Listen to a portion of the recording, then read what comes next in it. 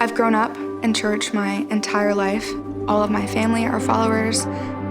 I started going to Westridge when I was in 4th grade. It was a hard transition. I came from a Southern Baptist church, and so it was hard going to such a big church, but I loved it, and it made the transition into middle school really easy, and going to Revolution, and it was really fun, and it was really great. And going into high school, I started to find myself with groups of friends that I knew were not on the same path as I was, but I immersed myself so much in that because it was just the thing to do, and I was making decisions based off of what other people were doing and what would this person say, what would this person think about me, and I found myself so deep in it that when I turned around, I didn't even know where I was. I could not fight the feeling of loneliness. I couldn't get away from it. It followed me everywhere. And loneliness led into feeling like I didn't have a sense of value, and it caused a lot of brokenness in my life and my relationships because I was angry. I was angry at everyone. I was angry at God. I was angry at myself for knowing that I was in this place and still allowing myself to be in that place. About junior year, I got really plugged into this high school group, and I knew some of the girls, and it was really great, and it was really fun, and I finally, found a sense of community that I hadn't had before.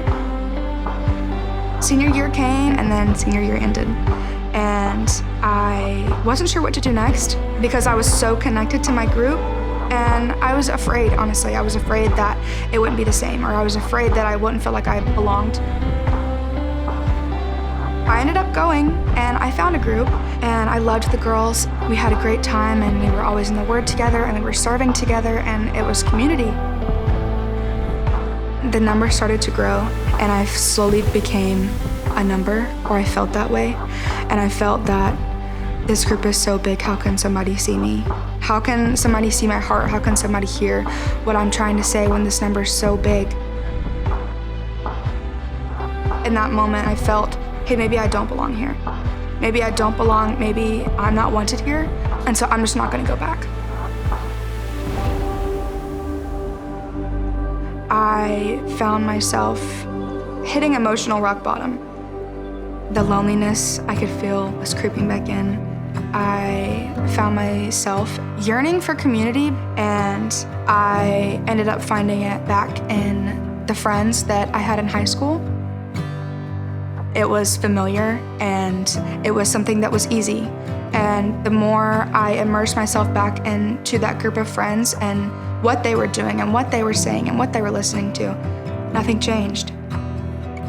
I found myself so deep in this pit of loneliness and almost realized, what have I done? I'm here again. I just kept thinking to myself, what am I doing wrong? What have I done? What am I missing? And then it almost kind of clicked. And I was like, Jesus is missing out of all of this. I felt a sense of peace wash over me, almost instantly. And I knew where I was, and I knew where I had been. And it was almost like my eyes were uncovered, and I could see. I had a sense of yearning, this is where you're supposed to be, and you're supposed to be with your Heavenly Father, and He's been waiting for you to come back, and you're ready. Within the next couple days, I was having a conversation with my mom, and she mentioned group lunch, and she said, you should go. And I did, because I was done with not having any biblical community. As I started to go to group, I had a realization, hey, this is where I'm supposed to be. This is where the Lord wants me. I noticed that I wasn't feeling lonely. I didn't feel angry, and I wasn't angry at God, and I wasn't angry at my family or my friends anymore, and it was peaceful. Even though I was very hesitant about joining young adults and getting plugged in and serving and finding my community, once I did, it changed my life. I found my people, and I'm able to come to them and allow them to hold me accountable, and who can listen and who can give me biblical advice and who can tell me that they love me, because sometimes that's all we need. We just need people to be there and to listen to us. I haven't always had that group of people, and now I do.